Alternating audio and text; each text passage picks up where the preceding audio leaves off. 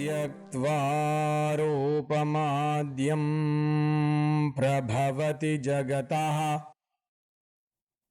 अनेकधा अनुग्रहाय प्रक्षीणक्लेशराशिः विषमविषधरः अनेकवक्त्रः सुभोगी सर्वज्ञानप्रसूतिः भुजगपरिकरः प्रीतये यस्य नित्यम् देवो हीशः स वो व्यात् सितविमलतनुः योगदो योगयुक्तः योगेन चित्तस्य पदेन वाचाम् मलं शरीरस्य च वैद्यकेन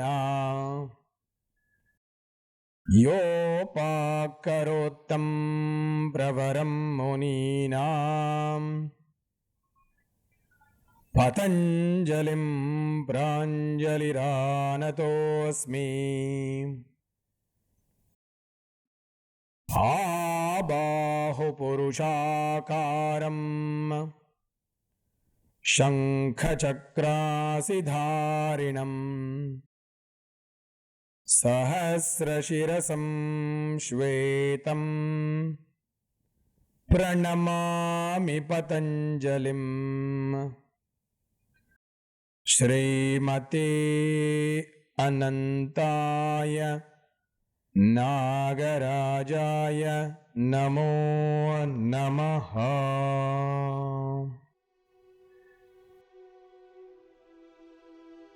So we are in the first sutra, Atha Yoga Anushasanam.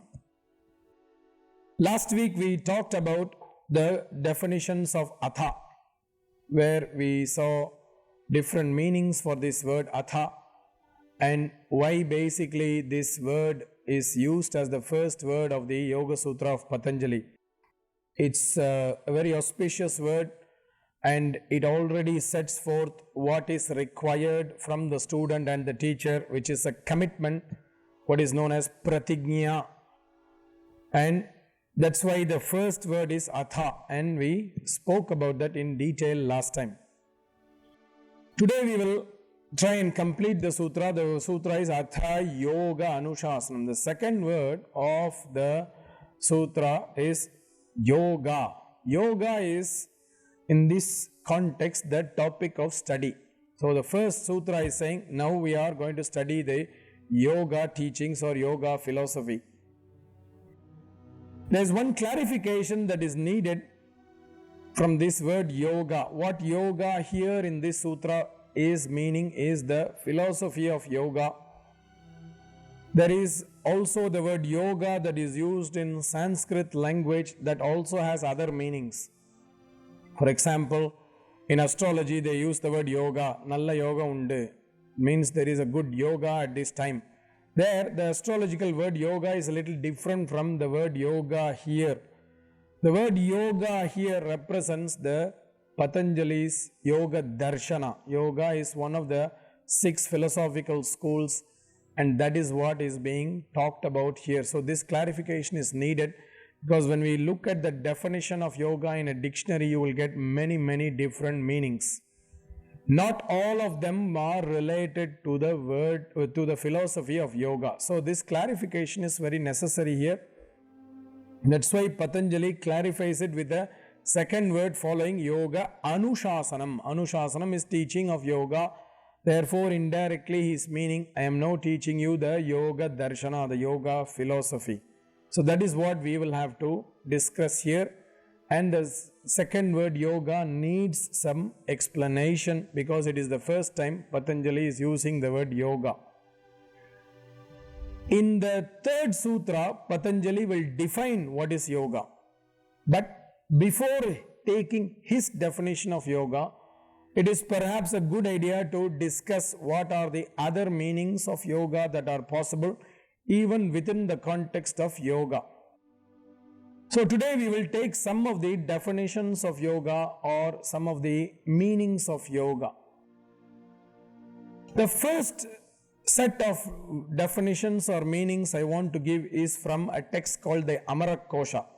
Amarakosha is a very old Sanskrit text. It's a first dictionary of Sanskrit language which is created by a teacher or a person called Amarasimha, who was a Kashmiri king, and he was actually a royal king, but he was also very well versed in all the Indian philosophies. He made this thesaurus of yoga, thesaurus of Sanskrit language, which is called as Amarakosha.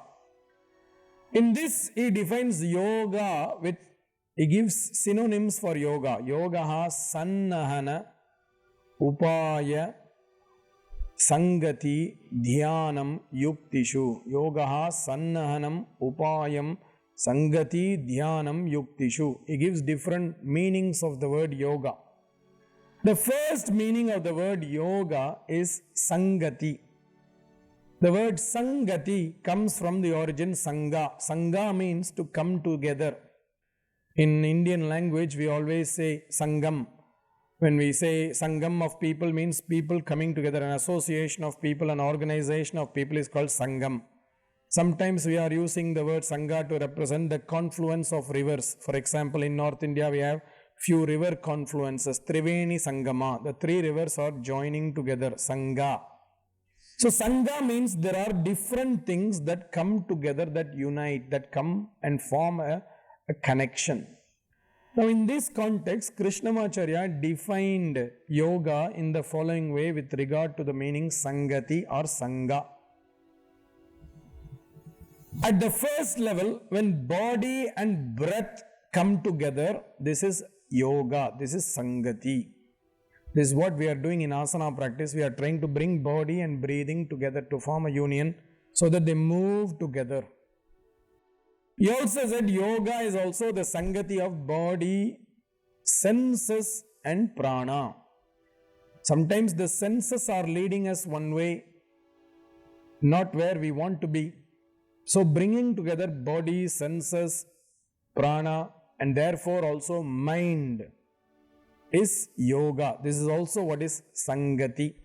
When things are coming together, it is called Sangati, Sangam.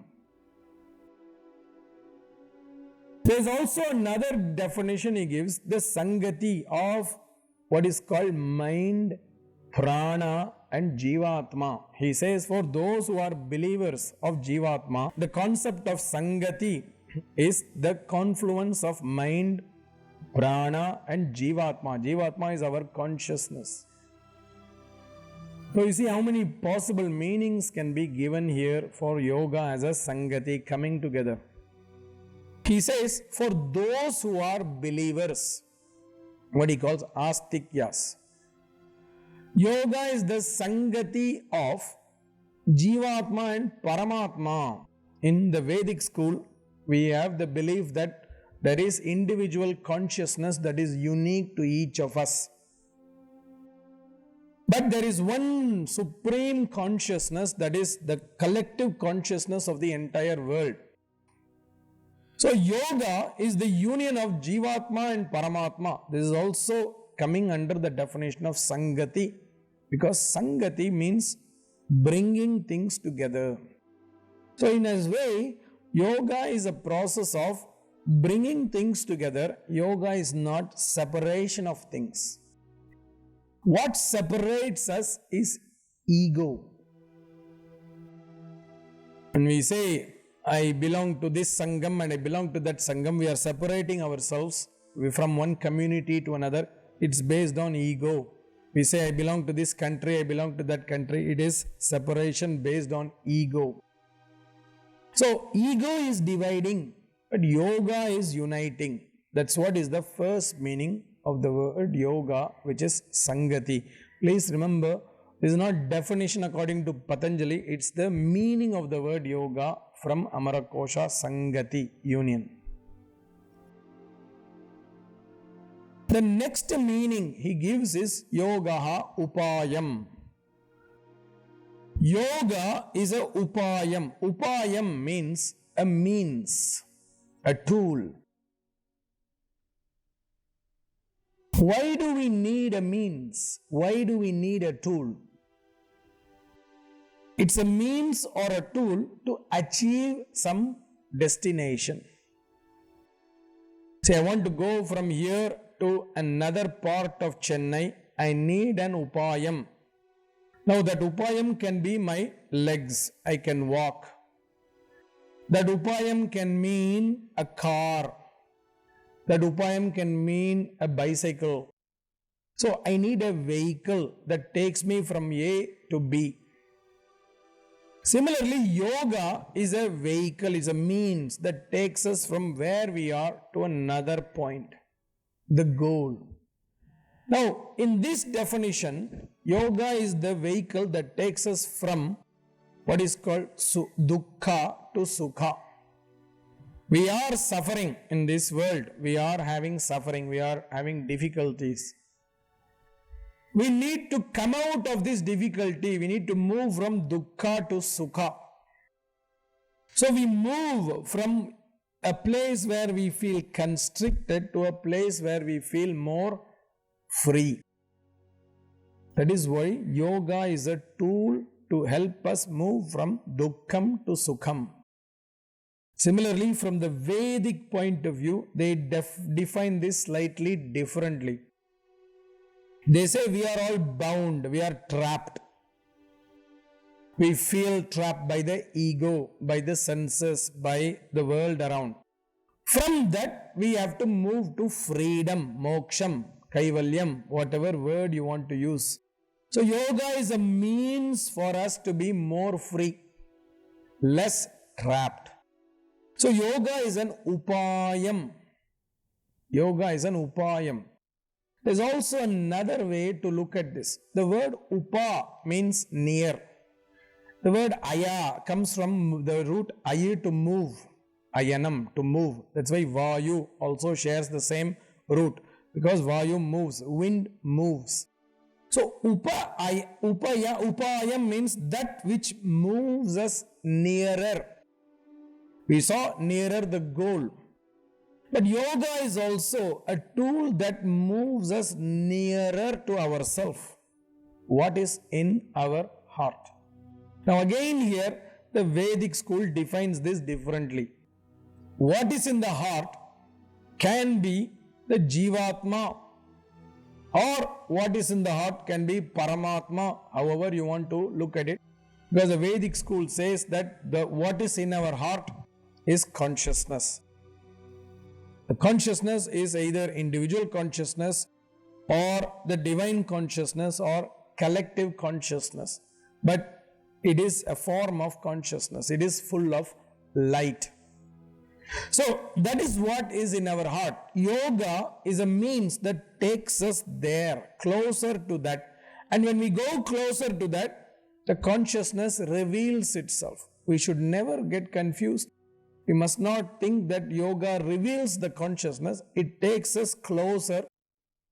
And if you go closer, the consciousness may choose to reveal itself. Because in the Vedic schools, they say about the consciousness, they say, Atma Tattvam, Swaprakashatvam, Atindriyam Anamayam. The Tattva, the reality of consciousness is Swaprakashatvam. It is self-revealing. Now, it's what I say is the difference between like a dog and a cat. You go near a dog, the dog comes near you. It's very happy to be near you. It wants to jump on you, it wants you to play with it, etc. Whereas if you go near a cat, it does not mean the cat will come near you. If it wants, it will come towards you. The same way, when you go near the consciousness, yoga is taking you closer. Either the consciousness will reveal itself or maybe not. That's not only in our hands. There are other factors as well that we have to be considering. So that is what is upayam. It's a means that takes us nearby. Then yogaha sannahana upaya, sangati. We saw sangati and upayam. Sannahanam. Another meaning of yoga is sannahanam. The word sannahanam means a protection. Another synonym for this is what is called kavacham. It's a protection. We say in the Mahabharata, they say Karna was born with the kavacham. He was born with a protective shell. Yoga, the protective armor is yoga. What it means is that when we practice yoga, yoga will protect us. Yoga will protect us from disease. Yoga will protect us from old age, etc. The Hatha Yoga Pradipika, if you read, they say so many different ways in which yoga takes care of us from bad circumstances. Yoga protects us from dukkham. So yoga is a sannahanam. Sannahanam means a protection. And we can all see this. That's why yoga is a very good form of therapy for so many people, because when people practice yoga, they become healthy. So yoga in some ways protecting them from diseases. Now it can be therapeutic after a disease has come, or it can be therapeutic by preventing diseases from coming. Because usually protection, when a soldier wears an armor, that is what is the literal meaning of kavacham, it protects him from the enemy. So it's almost like yoga will prevent many diseases that come before the disease can come. That is what is sannahanam or kavacham. Dhyanam. Yoga is dhyanam. Dhyanam is meditation. One of the most important definition of yoga is meditation, dhyanam. Meditation is defined in yoga as the process of being very deeply connected with an object of focus. That is usually an auspicious object, not any object, not a sense object, but an auspicious object. What Acharya Krishnamacharya says, Divya Shubha Ashraya. Divya means something that is spiritually oriented. Shubha, auspicious, positive. Ashraya, an object of focus.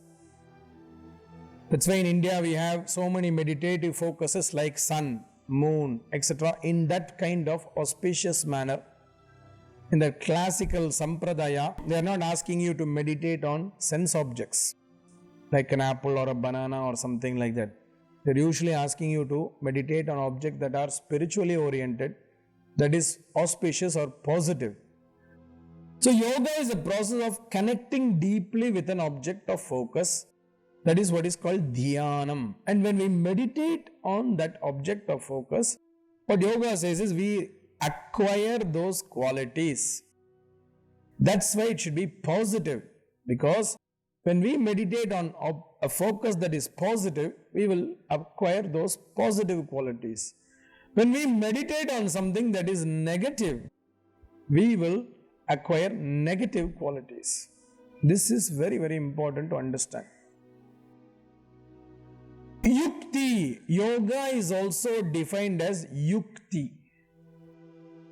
The word yukti means a superior intelligence. Yoga refines the mind, removes the obstacles of the mind, so that the mind is having the capacity of yukti. The mind is having a capacity of yukti. Sometimes we use in Tamil language, yukti oda seipa. That means you do it in an intelligent way, you do it in a careful way.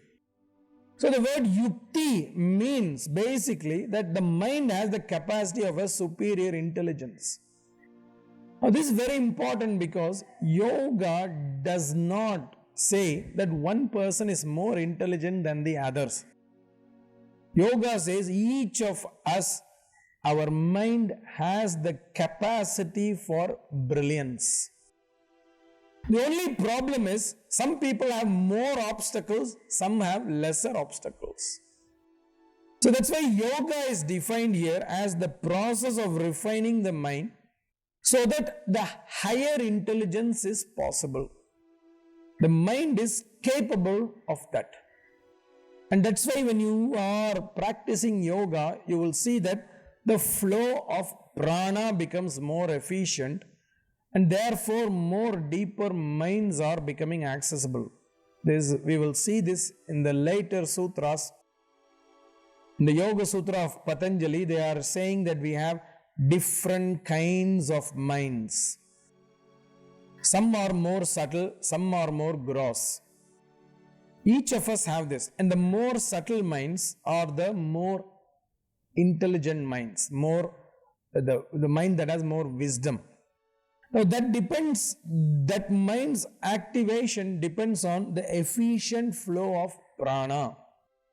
To take a metaphor, when you have different bulbs of light, each with different voltage, suppose one power is only 10 watts, now you only need 10 watts of electricity for that bulb to illuminate.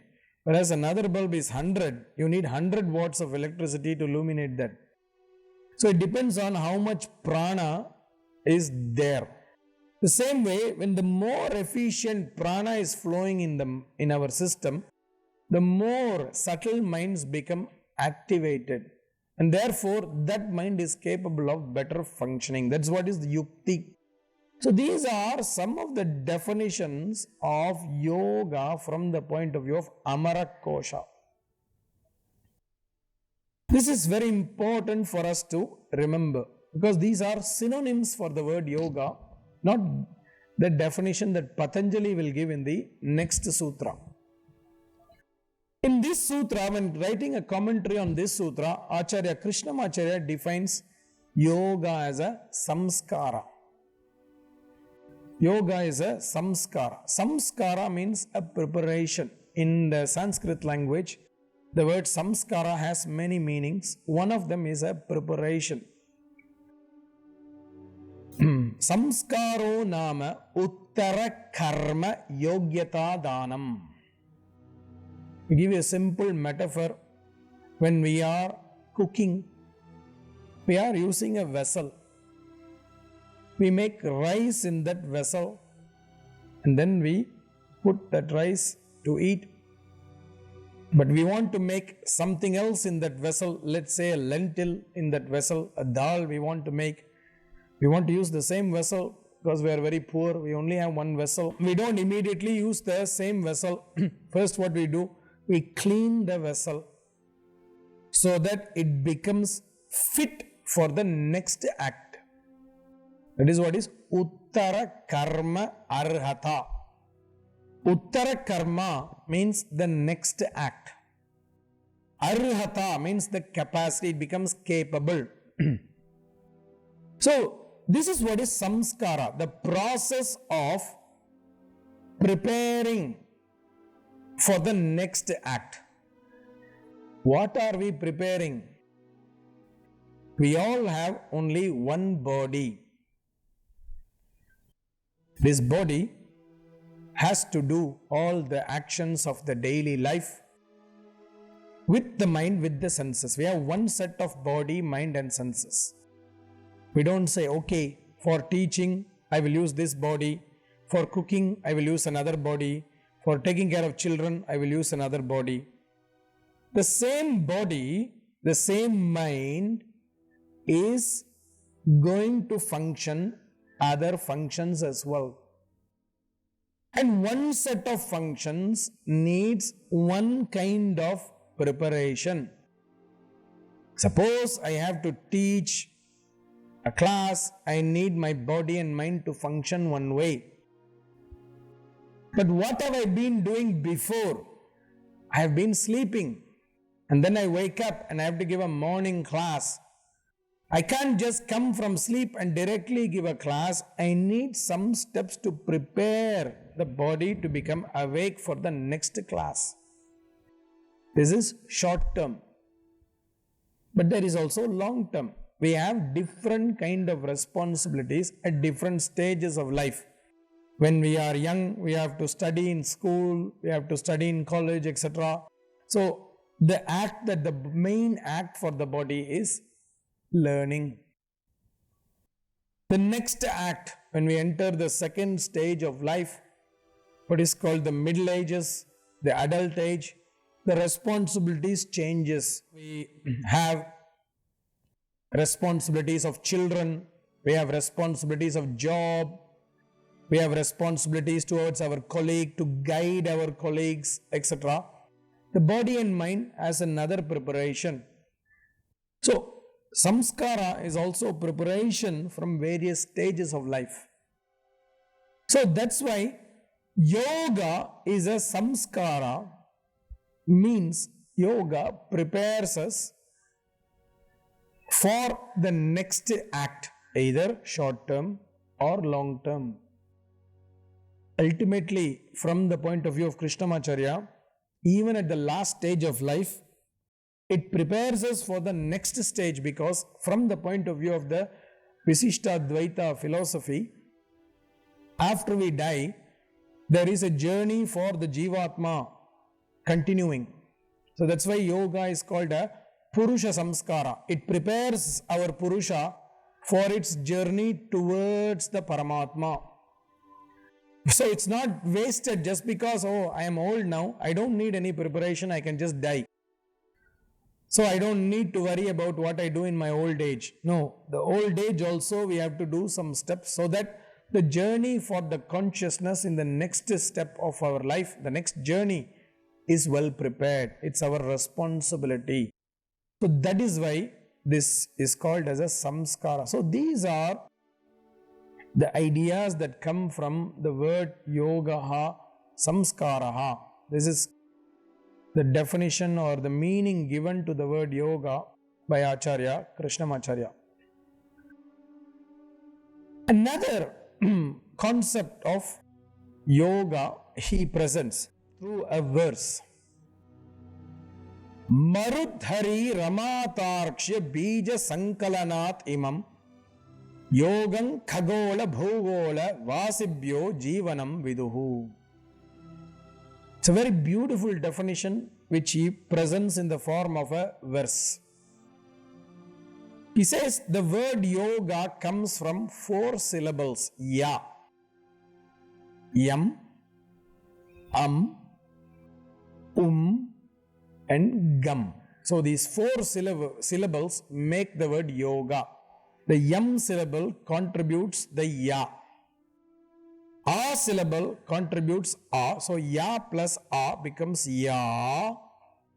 That ya plus u becomes yo. Yo plus the ga syllable becomes ga, yoga. So 4 syllables define what is yoga. This is what is coming from what is called bija. Bija sankalanat imam. Every Sanskrit word has root syllables. So here he says there is the root syllables yam, gam. Each of these has special meaning, and he defines. Yam, marut. Marut means the wind, the breath. So yoga starts with the breath, prana. Yoga is connected or starts with prana. Prana is the main means of yoga. If you read more into the sutras as well as the Hatha Yoga texts, etc., you will see that prana is the most important tool of yoga. So prana is the tool of yoga, main tool of yoga. And where is it going to take us? Hari. Hari is represented by the A syllable. In Bhagavad Gita, Krishna says, Aksharanam akarosmi. The A syllable represents Paramatma, the divine consciousness. So, the goal of yoga is to go towards the divine. This is Krishnamacharya's definition. He says, ultimately, we must reach the divine. That's the goal. Prana is the means. Paramatma is the goal. But in the Vedic philosophy, they say, you cannot just go to the Paramatma without the help of somebody, without a medium. That medium is Ukara, represented by the Ukara, the U syllable. Rama, Marut, Hari, Rama, Tarksha. Rama represents the goddess Lakshmi, who is the consort of the divine. Now, in the metaphoric language, this represents all the good characters, values. We say goddess Lakshmi represents the wealth, but wealth is not financial wealth here. In Tamil, we say there are 16 wealths. If you look at the 16 wealth, none of this is about money. It's all about good nature, good qualities, etc. And this is where the role of Yama, Niyama, etc. comes, that we have a good value system, we have a good life, how we see life, how we see each other, reality of things, Satyam, Ahimsa, etc. is all included in this goddess definition. Through that, we will reach the Paramatma. But this journey cannot be done with the help of somebody. That is Tarksha. Tarksha is represented by the Ga syllable. Tarksha is a synonym for Garuda in Vedic mythology. Garuda represents the teacher, the teachings. So at some point, we need a teacher who can guide us through the process so that we reach the Paramatma. So that is what Krishnamacharya says as the meaning of the word yoga. Marut, Hari, Rama, Tarksha, Bija Sankalanatimam, Yogam, Kagola, Bhugola, Vasibhyo, Jivanam, Viduhu. This definition of yoga is what is valid for those who are living in this world or the higher world. Khagola means the heaven. Bhugola means the earth. Vasibhyaha, the people who are living. So this definition of yoga holds good for those who are living in the earth or in the heaven. So this is his definition of the word yoga. So some of these are the meanings for the word yoga that fit this second word of the first sutra, Atha Yoga Anushasanam. Now we look at the word Anushasanam, the final word. The word Anushasanam comes from the root Shasu Anushistau. Anushasanam is a kind of teaching that has to be followed. Shasu Anushistau. Anu means to follow. Shistau, it has the teaching that has to be followed. When you say that it's a teaching that has to be followed, what is the meaning of this? That means there is a teacher, there is a follower. So, Patanjali is making it very clear that yoga is a teaching that needs to be followed under the direction of a teacher. The yoga is not something that you can learn from a book. In the Vedic school, they say certain teachings are Anushasanam that has to be learned from a teacher. Certain things can be Jignyasam, it can be learned through intellect. For example, they list music, Gandharva Shastram. It cannot be learned from a book. Music needs a teacher. They also include cooking. Cooking also should be learned from a teacher. In the old days, the grandmother or the mother was the teacher usually. Music, arts, they say must be learned from a teacher. Similarly, Adhyayanam, chanting, must be learned from a teacher. Yoga must be learned from a teacher. So they give certain examples of teaching that are only to be learned from a teacher.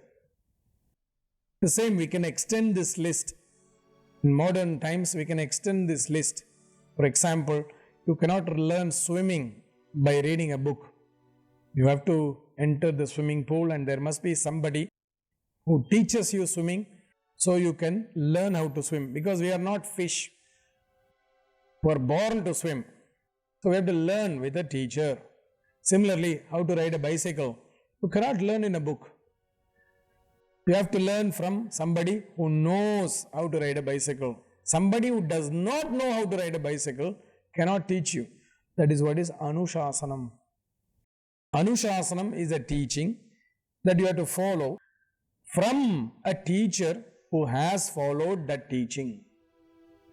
That's what makes it continuous. Therefore, by using the word Anushasanam, what Patanjali is doing is that he is acknowledging his own teacher. He's saying, I have learned this from my teacher. I am now teaching you. It's not based on what I have learned from a book. I am teaching you what has been taught to me. I have followed it and I am teaching you.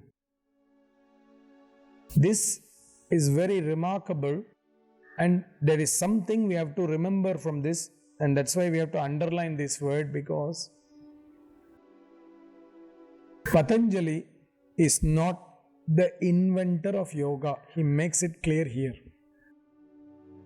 He doesn't say, I discovered yoga. He's saying, I followed yoga. He is the author of this school which is presenting the yoga teachings the first time. He doesn't say, I discovered yoga school. And in the Vedic philosophy, we say that the yoga school comes from Hiranyagarbha. That is another name for Paramatma. Hiranyagarbha is another name for Paramatma. So, the origin of yoga, who created yoga, is the divine itself. And it is explained in the Vedas that when the divine took the first act of creation, when he created prana, that was his first yoga. It's explained in the Upanishads. So, yoga is not discovered by Patanjali. This is one thing that comes out of this word Anushasanam. Another important definition of Anushasanam. Anushasanam comes from the two parts Anubhava Shasanam. Yoga is an Anubhava Shasanam. Anubhava means an experience. Shasanam represents the teaching. So, Anushasanam is a teaching that can be experienced. So, what Patanjali is saying here is, what I am presenting to you is an experiential science. Everything that I am going to say from now on, you can experience through practice and some efforts, like detachment from certain things. It's not fantasy. So every principle that is presented in the Yoga Sutra philosophy is an experience.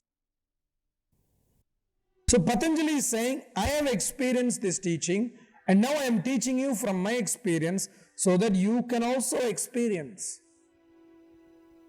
So yoga is not intellectual.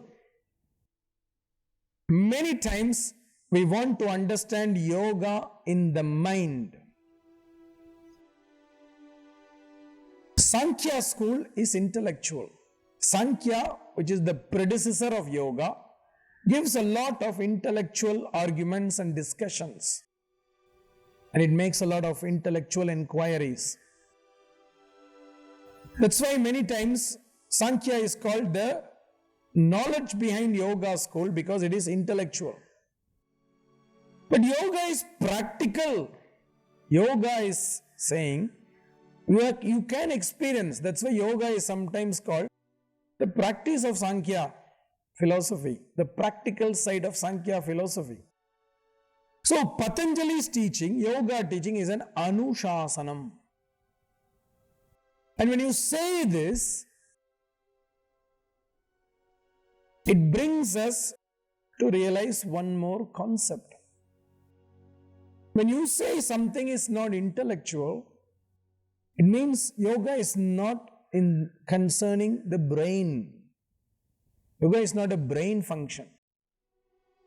Even though they talk about mind, we will see this later when we talk about Chitta Vritti. But when we say experience, yoga is something that we experience with the heart. We experience with the heart. So that's why yoga is an experiential science. It's a movement from the mind to the heart, from the brain towards the heart. So we cannot try to understand yoga in an intellectual manner. We have to understand it through experience. So that is what is the meaning of the word Anushasanam. So when you look at these three words set the orientation of the entire text. The entire text is about an experiential study. It is about a teaching that has to be followed with a teacher. It is a teaching where we have to be making a commitment. Atha. It's a long-term process. And we have to be in the present moment. We cannot be in the past or in the future. And what links all of this is yoga, the word yoga. We talked about the word yoga as a sangati, bringing together. My grandfather made another interpretation of this through this sutra. Why is the sutra represented in this order? Atha Yoga Anushasanam. And not another way. Atha represents the ready student. Anushasanam represents the experienced teacher. Yoga brings the two together. This is what is yoga.